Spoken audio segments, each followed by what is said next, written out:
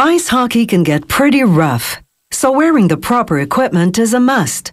Hockey gloves protect the forearm, wrist, and hand. A good glove has padding in all the right places, but is still lightweight and comfortable. It also has to be flexible, so the player can hold and maneuver the hockey stick well. The covering material of a hockey glove is called the outer shell. It can be made of genuine leather or synthetic leather. There's even a new synthetic material called carbon that's tear-proof, even if a sharp skate blade slashes it. What it's made of is a closely guarded trade secret. One hockey glove is made up of about 30 different parts depending on the model. Workers lay a die in the shape of each part on the outer shell material. A hydraulic press forces it down like a cookie cutter. Workers then cut foam pieces to line the glove. This low-density foam is stiff enough to provide protection, but flexible enough to enable the player to grip the stick properly. A seamstress now lock stitches the outer shell and foam lining parts together, assembling each section of the glove separately. After finishing the back of the hand, called the back roll, she pieces together the thumb.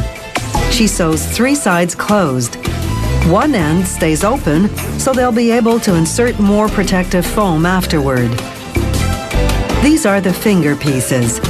The seamstress uses a tacking machine to sew up the sides and tack the corners for added strength, again leaving one end, the top, open.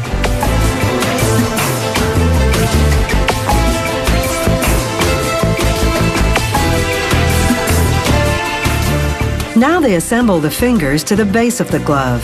They use what's called a cylinder arm machine. It has a narrow sewing surface that protrudes, making it easy to access the fingertips.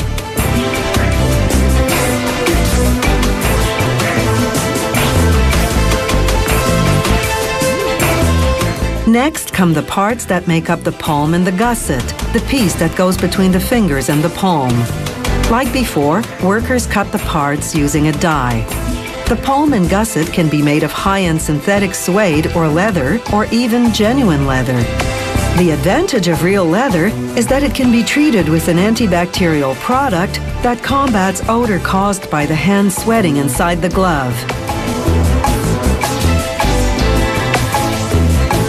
Again, the seamstress uses the cylinder arm machine to sew the palm to the glove base, which already has the fingers attached. Next, the glove goes onto a machine that's custom made for the hockey glove industry. Using air pressure to power a piston, it injects pieces of high-density foam padding into the open end of the fingers. High-density foam is rock hard, so it provides maximum protection.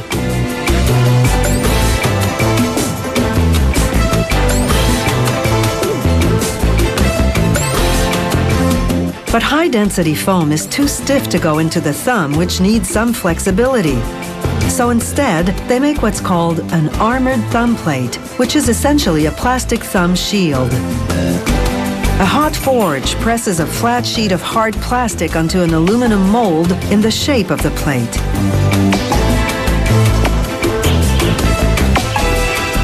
Then they wrap the plate in low-density foam and, with another machine custom-made for this purpose, inject it into the glove thumb.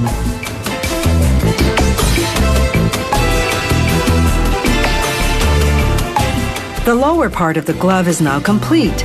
A seamstress finishes off the edge with cotton tape. All that's left to do is assemble and attach the cuff. The standard cuff is about 6 centimeters wide. You can buy the gloves this company produces for retail stores or order customized gloves with your name embroidered on the cuffs. Professional hockey players have the factory-build gloves to their own specifications, with extra protection in key areas or certain adjustments that they feel give them an advantage on the ice. The most important part of the glove is the palm. That's the area that endures the most wear and tear. The sturdier the palm material, the longer the glove will last.